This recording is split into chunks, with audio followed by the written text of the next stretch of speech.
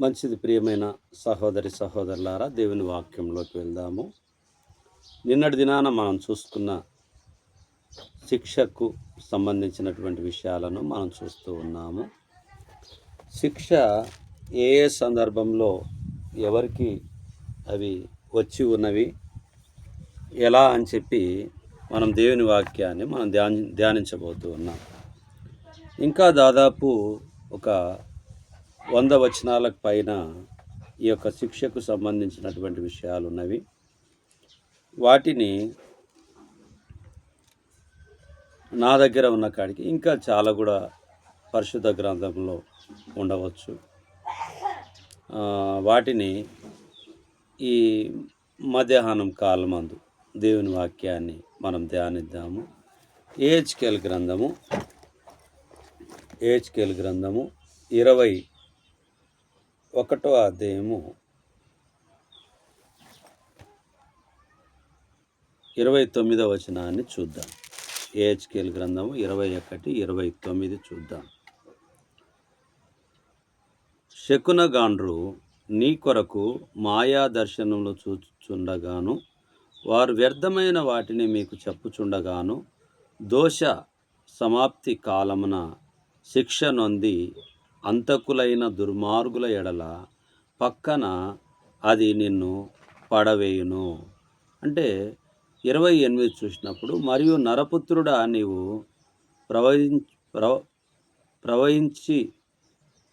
ప్రసవించి ఇట్లనుము, అమోనియలను గురించి వారు చేయు నిందను గురించి ప్రభు అయిన యెహోవా సెలవిచ్చినదేమనగా, హతము చేయుటకు ఖడ్గమే దూయబడి ఉన్నది, తలతలలాడుచు మెరుగుపెట్టిన ఖడ్గము వధ చేయుటకు దూయబడి ఉన్నది. శకునగాండ్రు నీ కొరకు మాయా దర్శనం చూచుండగాను, వారు వ్యర్థమైన వాటిని మీకు చెప్పుచుండగాను, దోష సమాప్తి కాలమున శిక్ష నొంది అంతకులైన దుర్మార్గుల ఎడల పక్కన అది నిన్ను పడవేయును. అబద్ధ ప్రవక్తల గురించి చెప్పబడుతూ ఉన్నది. అలాగునే మాయా దర్శనముల గురించి ఈ లేఖనాలు చెప్పబడుతూ ఉన్నాయి. మరి దేవుని వాక్యము మనము చూస్తూ ఉన్నాము. మరి శిక్ష దేని వలన వస్తుంది అనేటటువంటిది మనం చూస్తూ ఉన్నాం. యోబు గ్రంథము 34వ అధ్యాయము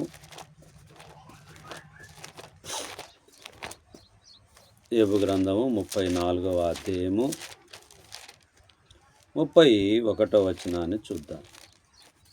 34:31.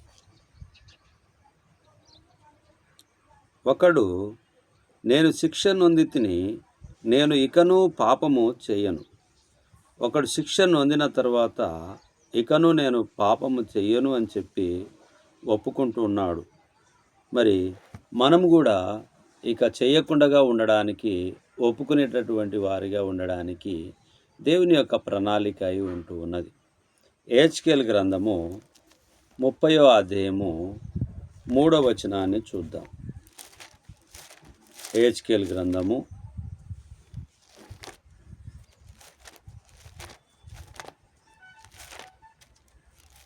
30వ అధ్యాయము 3వ వచనాన్ని చూద్దాం. 30వ అధ్యాయం 3వ వచనం.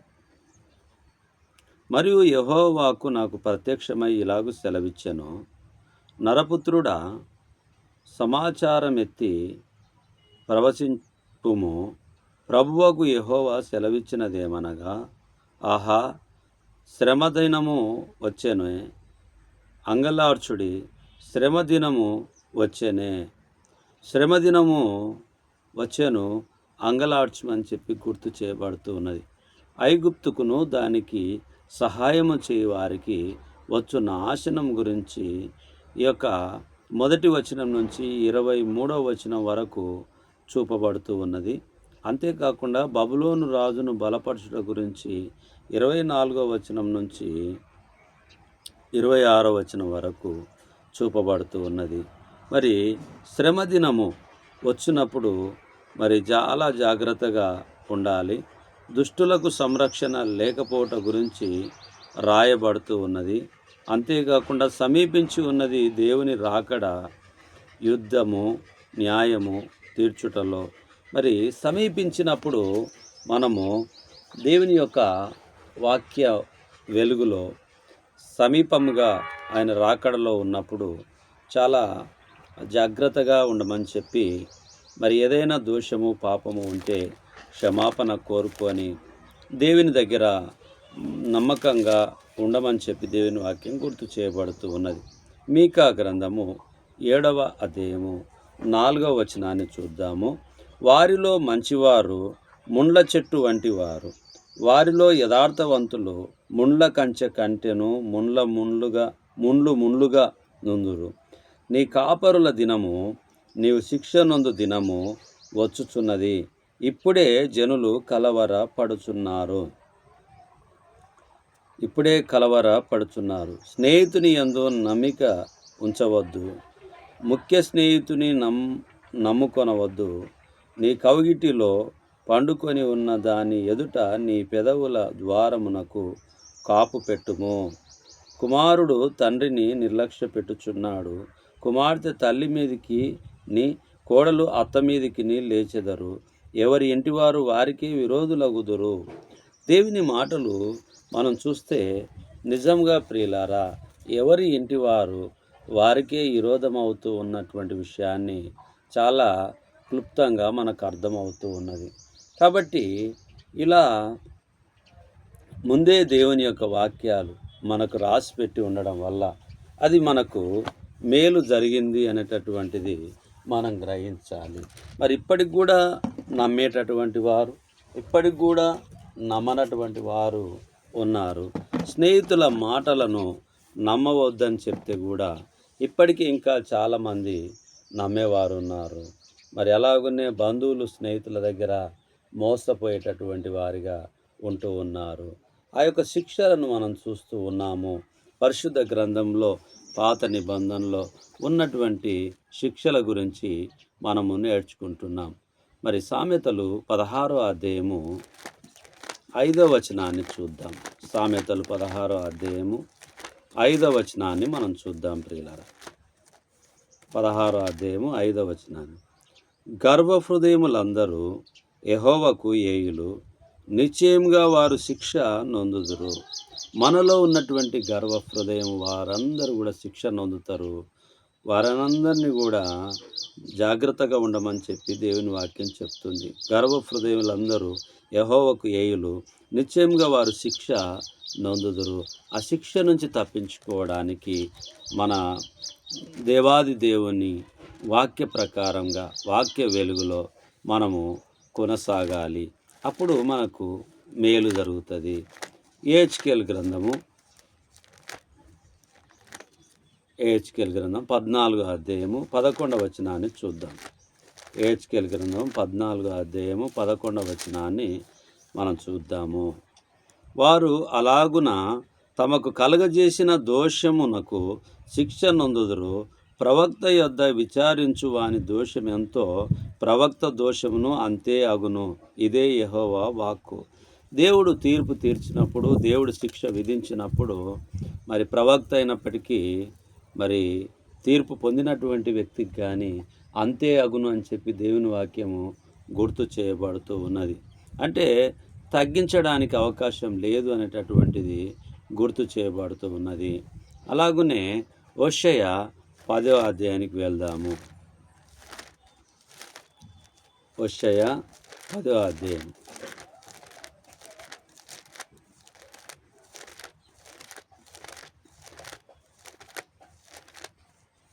10వ అధ్యాయము, హోషేయ 10వ అధ్యాయము మొదటి 2 వచనాలు చూద్దాము. ఇశ్రాయేలు విస్తారంగా వ్యాపించిన ద్రాక్ష చెట్టుతో సమానము. వారు ఫలము ఫలించిరి. ఫలము ఫలించిన కొలది వారు బలిపీఠములను మరీ విశేషంగా చేయుచు వచ్చిరి. తమ భూమి ఫలవంతమైన కొలది వారు తమ దేవతా స్తంభములను మరి విశేషంగా చేసిరి. వారి మనసు కపటమైనది గనక వారు త్వరలోనే తమ అపరాధమునకు శిక్ష నొందుదురు. యెహోవా వారి బలిపీఠములను తుత్తునీయులుగా చేయును, వారు ప్రతిష్ఠించిన దేవతా స్తంభములు పాడు చేయును. దేవుడు కాకుండా దేవునికి వేరుగా ఏది చేసినా కూడా ఆ దేవుడు ఒప్పుకోడు, అంగీకరించాడు. కాబట్టి వాటిని తుత్తునీయులుగా నేను తీసివేస్తాను, శిక్ష తప్పదు అని చెప్పి గుర్తు చేయబడుతుంది. నేను తప్ప వేరొక దేవుడు మీకు ఉండకూడదని చెప్పి సెలవిచ్చినప్పటికీ మరి మనకిష్టం వచ్చినటువంటి పద్ధతి మనం అనుసరించడం వల్ల మనకు దీవెనలు రావు, శిక్షలు వస్తావని చెప్పి దేవుని వాక్యము మనకు గుర్తు చేయబడుతూ ఉన్నది. హోషేయ 13వ అధ్యాయము 16వ వచనాన్ని మనం చూస్తే, షమ్రోను తన దేవుని మీద తిరుగుబాటు చేసిన గనక అది శిక్ష నొందును, జనులు కత్తి పాలగుదురు, వారి పిల్లలు రాళ్లకు వేసి కొట్టబడుదురు, గర్భిణీ స్త్రీల కడుపులు చీల్చబడును. ఎంత ఉగ్రతగా ఉంటూ ఉన్నది, ఎంత పాపం చేస్తే ఈ మాటలు రాయబడుతూ ఉన్నాయి. యుద్ధములు న్యాయములు తీర్చుటలో హెచ్చరిక, యుద్ధం యొక్క క్రూరత్వం గురించి రాయబడి ఉన్నది. ప్రియులారా, వీటికి మనం తావివ్వకుండా ఉండాలి అని అంటే దేవుని యందు భయభక్తులు కలిగి మనం ఉండాలి. ఏహెచ్కేల్ గ్రంథము 38వ అధ్యాయము 8వ వచనాన్ని చూద్దాం. ఏహెచ్కేలు 38:8. చాలా దినములైన తర్వాత నీవు శిక్ష నొందుదువు, సంవత్సరంలో అంతములో నీవు ఖడ్గము నుండి తప్పించుకొని ఆయా జనములలో చెదరిపోయి ఎడతెగక పాడుగా ఉన్న ఇశ్రాయేలీల పర్వతముల మీద నివసించుటకై మరలా సమకూర్చబడి జనుల యొద్దకును ఆయా జనులలో నుండి రప్పించబడి నిర్భయంగా నివసించు జనులందరి యొద్దకును నీవు వచ్చెదవు. మరి పాడైన స్థలములు, పరిశుద్ధుల యొక్క కాపుదల గురించి ఈ లేఖనము మనకు రాయబడి ఉన్నది, గుర్తు చేయబడుతూ ఉన్నది. సామెతలు 13వ అధ్యాయము 13వ వచనాన్ని చూద్దాం.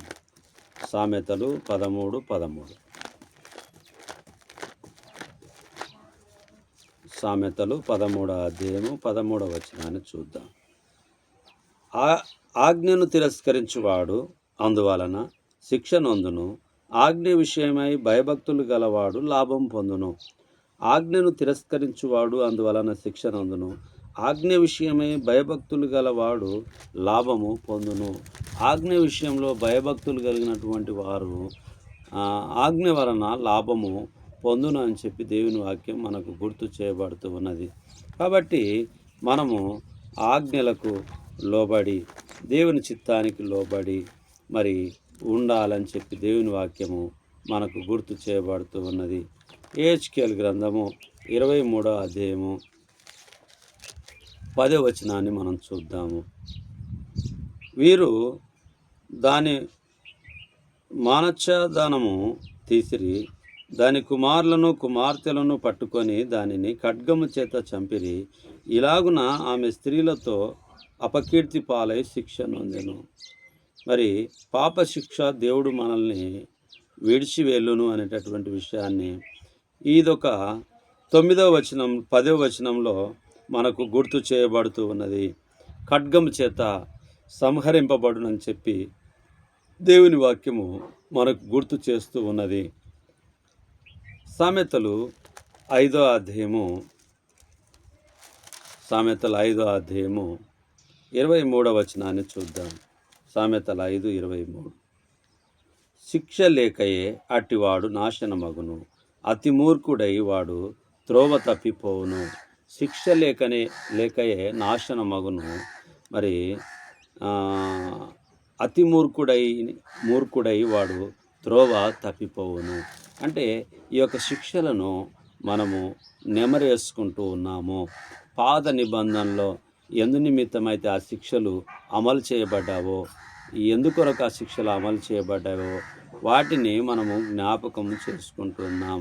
ఇర్మియా గ్రంథము 25వ అధ్యాయము 29వ వచనాన్ని చూద్దాం. ఇర్మియా గ్రంథము 25వ అధ్యాయము 29వ వచనాన్ని మనం చూద్దాం. నా పేరు పెట్టబడిన పట్టణమునకు నేను కీడు చేయ మొదలు పెట్టగా మీకు శిక్ష లేకుండా పోవునా?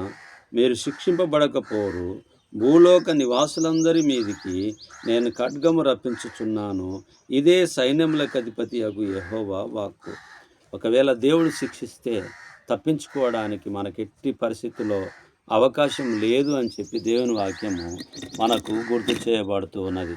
ఎట్టి పరిస్థితుల్లో అవకాశం కూడా లేదు అనేటటువంటిది.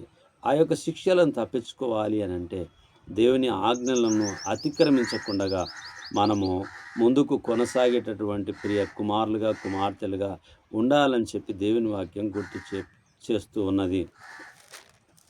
మన జీవితంలో మనము ఎల్లప్పుడూ దేవుడు చేసేదానికి కృతజ్ఞతాస్తుతులు చెల్లించేవారిగా, దేవుని ఆజ్ఞల్ని అనుసరించేవారిగా మరి మనము అలవాటు చేసుకునేటటువంటి వారిగా ఉండాలి.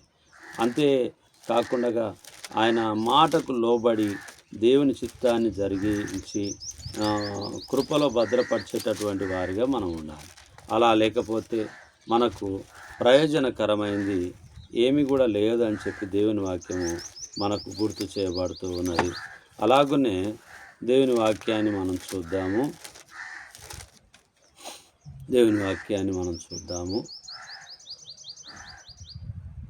హోషేయ 5వ అధ్యాయము 8వ వచనాన్ని చూద్దాం. 5:8. 5వ అధ్యాయం 8వ వచనం. గిబియాలో బాకానాదము చేయుడి, రామాలో బూర ఊదుడి, బెన్యామీనీయులారా మీ మీదికి శిక్ష వచ్చుచున్నదని బెతేనులో బొబ్బ పెట్టుడి. మరి గిబియాలో బాకానాదము చేయుడి, రామలో బూర ఊదుడి, బెన్యామీనీయులారా మీ మీదికి శిక్ష వచ్చుచున్నది కాబట్టి మీరు జాగ్రత్తగా ఉండమని చెప్పి బాకా ఊదమని చెప్పి గుర్తు చేయబడుతూ ఉంటూ ఉన్నది.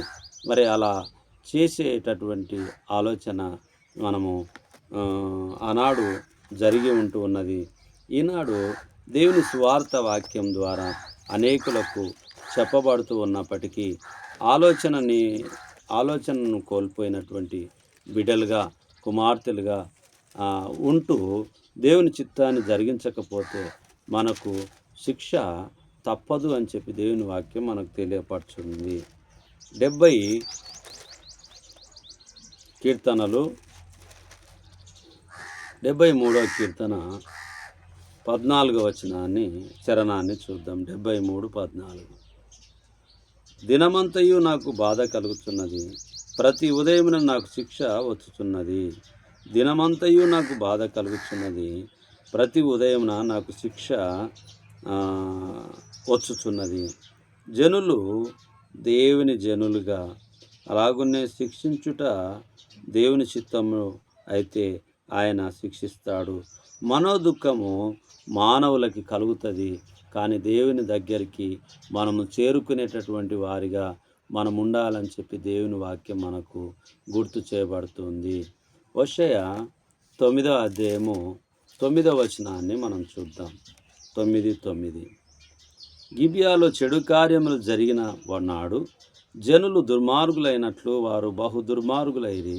యెహోవా వారి దోషమును జ్ఞాపకం చేసుకొనుచున్నాడు, వారి పాపములకై ఆయన వారికి శిక్ష విధించును. తప్పకుండా పాపములకు శిక్ష విధించుచున్నాడు అని చెప్పి దేవుని వాక్యము మనకు గుర్తు చేయబడుతూ ఉన్నది. దాని నుంచి మనము తప్పించుకోవడానికి వీలు లేదు అని చెప్పి దేవుని వాక్యము మనకు గుర్తు చేయబడుతూ ఉన్నది. యెహెజ్కేలు గ్రంథాన్ని చూద్దాము.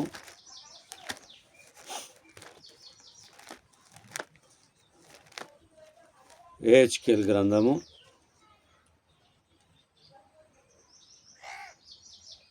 5వ అధ్యాయము 10వ వచనాన్ని చూద్దాం. యెహెజ్కేలు గ్రంథము 5వ అధ్యాయం 10వ వచనాన్ని చూద్దాం.